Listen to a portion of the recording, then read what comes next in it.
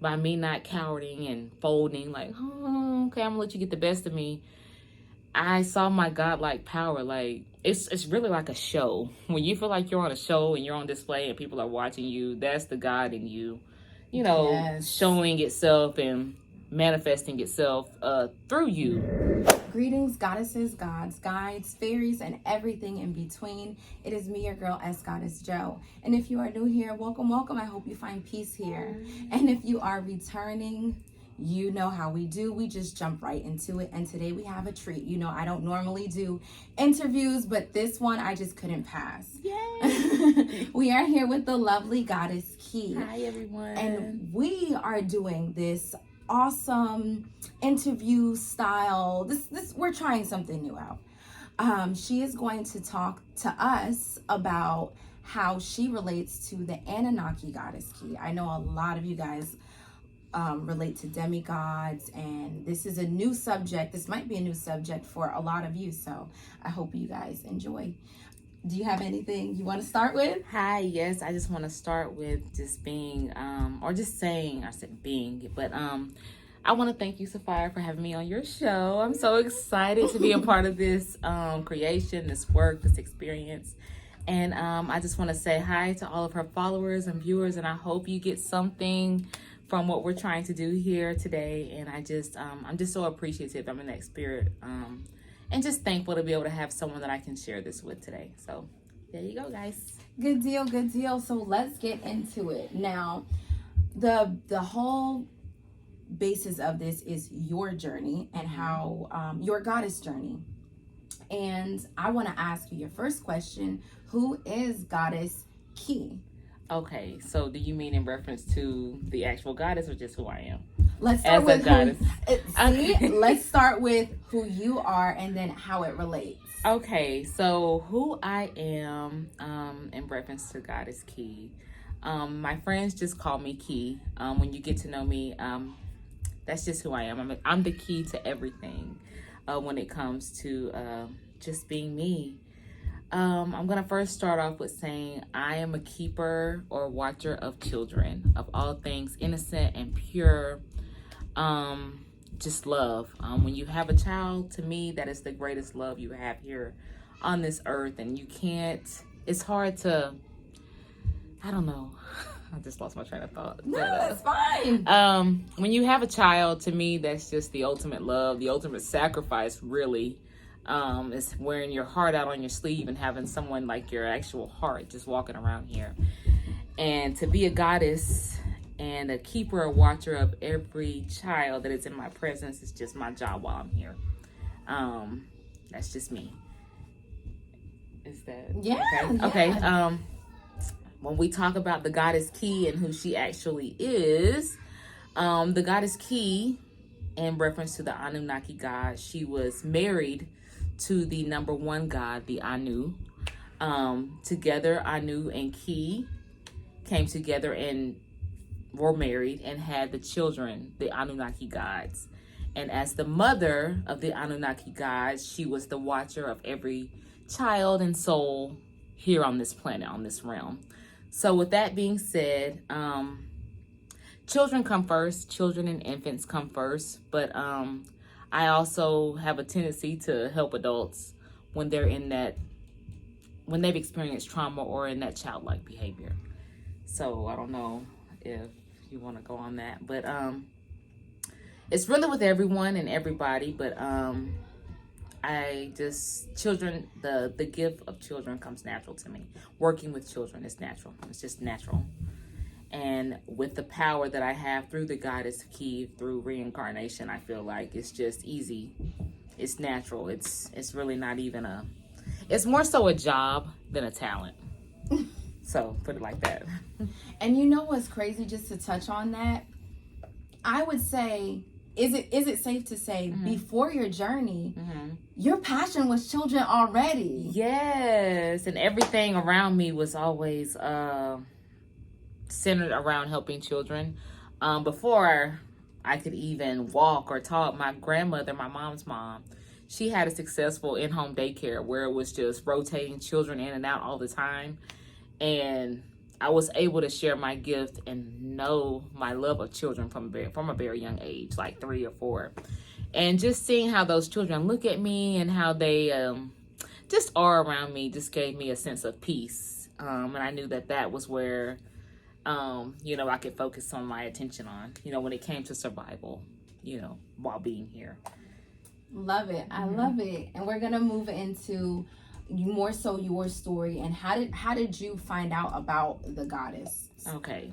So, how I found out was how I found out about Goddess Ki, and the power of Ki was my own personal experience. When I was growing up, I moved to Cartersville, and while living here, my sister and we had to transfer schools, and I entered into a school that was predominantly white. And I had to adapt to being around all of these white people, which was not, really, I didn't look at it as scary because I've always had parents that, kind of say, you are it, you're good, you don't have to worry about anything. They kind of instilled confidence in my sister and I. Mm-hmm. And that was kind of, that played kind of a role in me discovering myself.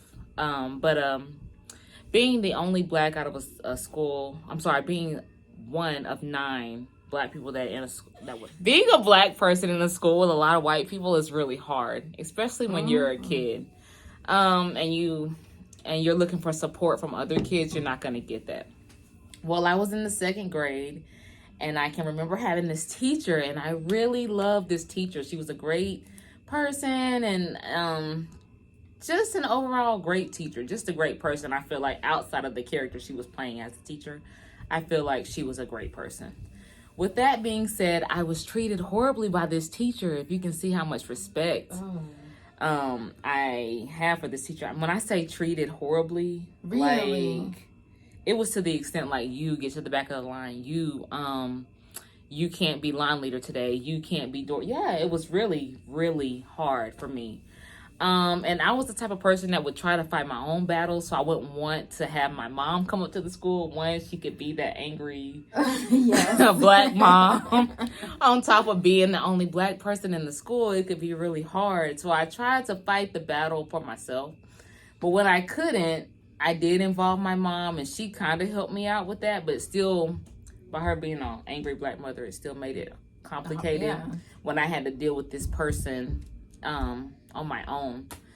But what I took from it and how I realized that, I had God-like power, and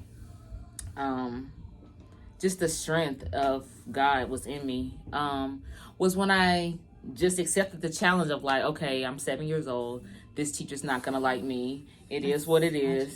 Yeah. And it was really hard. It really was hard. I can't help you imagine, but I vowed from that just to accept the challenge. Like, I will never treat a child like this, when they don't have their mother or their father to support them or defend them. I always want a child to feel protected and loved when they're in my presence, because when you're a kid, you have to adapt in order to thrive. And and when I say thrive, I mean survive. Like, you can survive, but when you're thriving in your survival, you're making things happen. You're helping other people. You're surviving. You're even bettering yourself.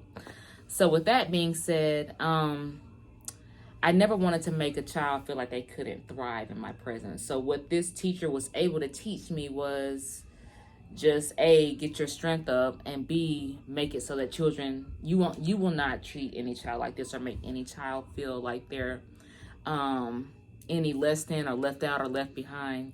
Always allow a child to adapt and be able to thrive when they're in your presence. And when I didn't give up and even just allow my mom to come back into the picture and make it harder like, she really wasn't trying to make it hard. She was just trying to do what she knew to do. But then she's a Black mom. Yeah. So I get you. Yeah, it was hard. But at the end of the school year, when this teacher just couldn't believe, and she was an adult, of course, I'm a kid, she looks at me like, God, Akivia, I still can't believe on the last day of school you want to give me a hug. Yeah. Like, you know how you missed your teachers at the end of the school year? You want your teacher to sign your yearbook? She had made it so hard for me that, I mean, I'm still like, I feel bad for you, lady. I don't know what you're experiencing at home. You know, it was just a protector, like how adults can retreat to childlike behavior, excuse me, is what I saw in her. And when I gave her a hug at the end of the school year, when I had to come back to school for third grade, she treated me like a god. Like, it was like that hug. And it was a great hug, too. Okay. She changed. Like, I knew what I had to do. Like, I knew. And her daughter, I was in second grade at the time. And her daughter, I'm going to say her daughter's name on here. It was Kathleen. Was in kindergarten at the time. Her daughter loved me. Fast forward. No, I was in middle school. Fast forward. We played basketball against each other, but because her daughter and I had that connection from elementary school, like I always seen this teacher, like I've always seen her around Cartersville, and we have to have that connection. But she changed my life, you know what I'm saying? Just by me not cowering and folding, like, oh, okay, I'm gonna let you get the best of me. I saw my godlike power. Like, it's really like a show. When you feel like you're on a show and you're on display and people are watching you, that's the God in you, you know, showing itself and manifesting itself through you. And with that, I feel like I'm all over the place now, but I was able to grow in that, you know. Do you feel like she was sent, like, she might not have known, but do you feel like she was sent, like, as a guardian? Like, this was your test, this is your lesson, and then you passed. Yeah. Because her name was Miss Williams, and I called my husband William. Oh, so it's just a connect. Yeah. So I just feel like the people in your life that give you the hardest time, make you just like piss you off. These people that you have to deal with on a regular basis.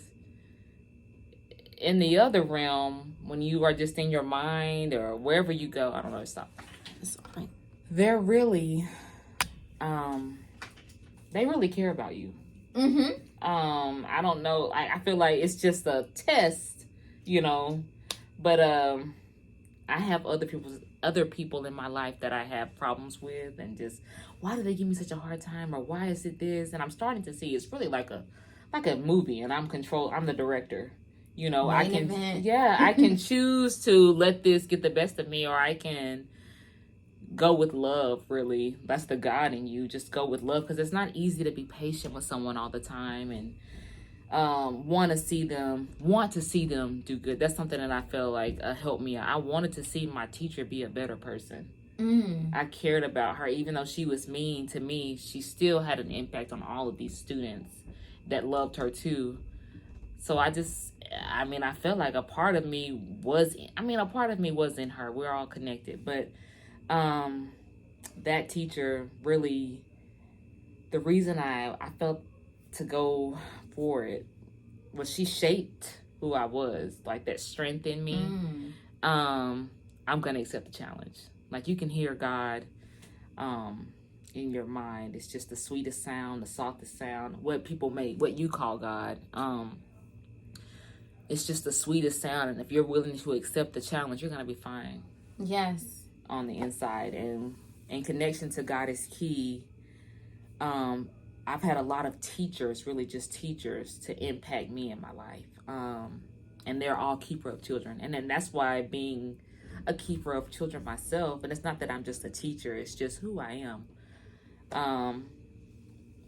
I connect with the goddess. I know I'm okay. I've always known I'm okay. I love that. Okay. Yeah. That was beautiful. Now, do you feel like, because we're going into our next question, I feel like that kind of answered it, but you could have another one. Okay. Do you think certain things in your childhood were some form of foreshadow into who you are today? Like preparing you to be, like you were being prepared for your goddess role and you never knew? Right. So just being in, like going back to the teacher, just being in situations and scenarios like that, but just also being in different scenarios to where you have to make the better choice. You have to, I don't know, just do it. Sometimes you have to sit back and watch, because I'm not gonna lie. I had a job that I was supposed to take, and it was something as simple as a babysitting gig. Excuse me. But my sister, my cousin had come from out of town and needed me to babysit her son. And she knew that I was great with kids. She knew that, oh, my child will be okay, so I'm gonna leave him with Akivia. Okay. So they get there, they get to my parents' house. My sister and I are there. My parents are gone. And knowing my sister, I was just like, let me just give her a job to do at work, because I don't want to watch this kid. But I hate to say this on camera. Really, the story, I let her watch the kid. Okay, my cousin's son. I let her watch my cousin. And I looked at my sister. I was looking at her like, she ain't gonna really be able to do this. She's not gonna do it. But I don't feel like doing it. So I let her watch him, and turns out she was better than me. Better with the kid, better at responsibility, better at just doing what the mother would expect the child to do. So I learned from that lesson, like, just don't think that you're just this person. You have somebody else that's coming to take your spot.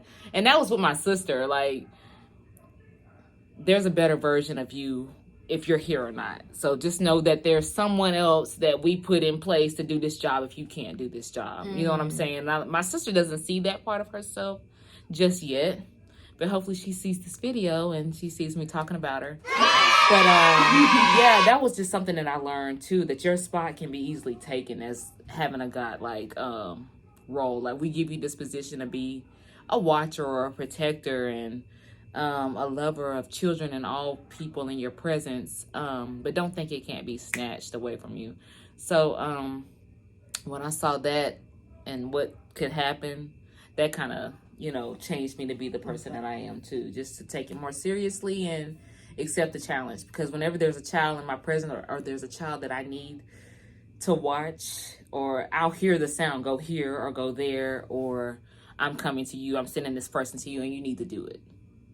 But I learned a lesson from that job was your sister's just as good as you. Good. Okay, so we're moving back into the name. Mm-hmm. So what role does your name play in your journey? Okay, so Akivia or Ki? Let's start with Akivia, because remember, we don't name ourselves. Like, I can't say remember, but we don't name ourselves. Right. So this name was literally God-given, and here you are today, Goddess Ki. So we're getting into that, like Akivia to Ki to Goddess Ki. Like, how does that blend? Okay, so my name is just so different. It took me a long time. It's beautiful. Thank you, but it wasn't always so beautiful to me until I got married. Really? Yeah. I even used my husband's name, like you told me. Yeah, for like to-go orders and stuff, Lawson. But my mom got the name from somebody she went to college with, and we cannot track that person down to this day, because I have never been able to go out on the street and be like, oh, like, my sister's name is Jasmine. You can see a Jasmine and kind of base yourself off that Jasmine, but I have never seen an Akivia and be able to base myself off of that person. So the name Akivia is just a God sent, God, like, I don't know. It's just different. I've always felt different and different from my family, and always like I'm the black sheep of the family. I don't know, but with Akivia, I don't like using the name because Akivia is very, I don't even know. I don't want to sound bougie, but it's omnipotent to me. So when people mess up my name and I have to repeat it or say it correctly, it's really like disrespectful. I don't know who I am in a sense as like Akivia, but when I die, my name will still be Akivia. Like, I don't know if it's an angel. I'm here on earth on this realm. You can sense like your godness or whatever, but people don't call me Akivia here. They call me Ki, unless like you're my husband or my mother. Those are the only two people that call me Akivia. But Akivia is just a name that was given to me. It's beautiful. It's sacred. Akivia exists in here, like literally right here. Um, she comes out. He comes out at certain times. Um, yeah, it's deep. Um, it's very powerful, but I like for people to call me Ki. It makes them feel comfortable. When I say just call me Ki, they don't know which key that I'm putting in my mind, but it's different keys for different people. So like with my family, it's Ke or Kee. For my husband only, it's Key, and then for people that I have to deal with in infants, babies, adolescents, is Ki. So like the Goddess Ki. So like I'm dealing with people here on this realm. When you look a person in the eye, you kind of know how you have to present yourself, and it's my goal to always make the person that I'm looking at feel comfortable. So it's different levels to me, Ki. I don't know. I don't want to really go because I can go on a tangent, but for different people, it's different names. Okay, it's levels to this. Okay, It's is one fact that you've learned about the Annunaki Goddess Ki that relates to your journey perfectly? The Annunaki Goddess Ki was a keeper of all children. She was a mother, and that's something that I tell my husband all the time. I always pray for him. I didn't know his name, but I always pray for him. I've always wanted to be a wife and a mother. That is my job here on this earth. The Annunaki Goddess Ki, that is her job. She married Anu. They got together and made the Anunnaki gods, and she's the keeper of all of them. So that's you. It's no. This is heaven for me. I like that. I really like that actually, because a lot of people don't see it that way. Yeah. And well, I was gonna say something about. Okay, so that question was Ki. There's Ki, and then there's Annunaki Ki. But when you answered that question, all I saw was one. Yeah, we're all together. And with this knowledge, well, I feel like you've touched on this a lot, but with this knowledge, do you feel a sense of responsibility, and to whom? So yes, my babies, all of them. Like, I love babies. Like, that's a heaven for me. Like, I'll go there for a few thousand years when I die. But just babies. Like, telepathically, you can communicate with them. When you're at a certain level, you will be able to feel what I feel. But it's just, I'm always in situations to where, or experiences to where I get to be with them and get to be happy all the time. So being a teacher, and people don't understand, like, teaching comes from when you come out of mommy until you die. So you can be a kid your whole life, just depending on where you are at in your journey. But I just feel the obligation, and I feel so grateful, and I like to express my gratitude to the, mother and father, just because they allow me to be in experiences to where I get to be around kids, and all the kids around me love me and care about me. So that is just my confirmation that I'm doing what I need to be doing. You know what I'm saying? Like, when I get the feedback from a child, or when I get the thought in my head, like, you need to be doing this and a little bit less of this for this particular person, I know that I'm doing what I'm supposed to be doing while I'm here. And it just comes so easy. It's a flow. It's a natural gift. It's a natural, I don't know, talent. But I can say something that I've just been thinking about over the past few weeks or whatever. Is with my own kids. It's a little bit different for them. And it's not that I feel sorry, or I don't know. I don't feel sorry for any kid, because when they're in my presence, you're going to get what you're supposed to get. But with my own kids, I kind of feel like you're good a lot of the time. So I feel like I neglect their not necessarily their feelings, because I'll feel it, but I just feel like I neglect them in a sense, as far as like maybe they don't have it yet, know that strength. But they do, and that's just something that they're gonna have to come to terms with on their own. They're two very strong people, and then my other daughter that doesn't live with us, she's a very strong person, and it's just I feel bad for them because I know them, and they I feel like they deserve my love a little bit more, but they can't see it because it's just too much. It's too much for them. Like, I mean, any mother, the love you have for your kid is something like I don't even like to think about it a lot, because if anybody were to do something, then I would have to come out of you would have to feel the wrath of Goddess Ki. And I don't even like to look at the wrath part. It scares me. Those are real eyes right there.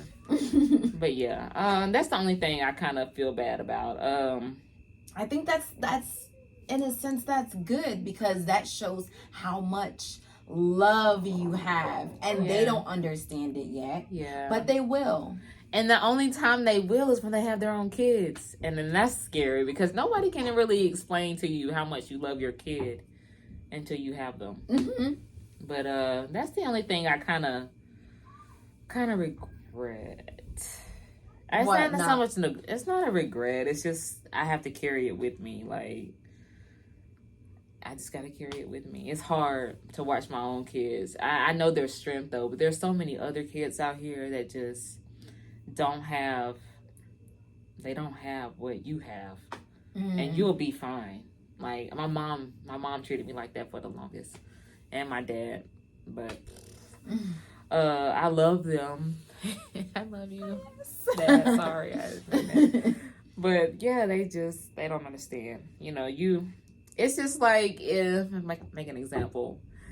Your kid is good on the basketball team, they're gonna have snacks because you and the dad will make sure the team has snacks. But there are some kids on the team that you don't know. They don't know if their mama or daddy gonna get the snacks for the team, and then they gotta feel that insecurity or that level of, I gotta figure this out on myself, or figure this out for myself. And that's the scarcity, or just what kids shouldn't have to go through. And that's where I come in. That's a whole nother level, because people don't think about that. And some people, they don't love their kids like that, and it's so unfortunate, but that's just, they have kids and they're not. I mean, until that's the kid's journey. You never know what that parent is doing. And I've seen so many parents in my life, like just in my field, like, oh, this parent just sucks, they're not doing what they need to do for this such a great kid.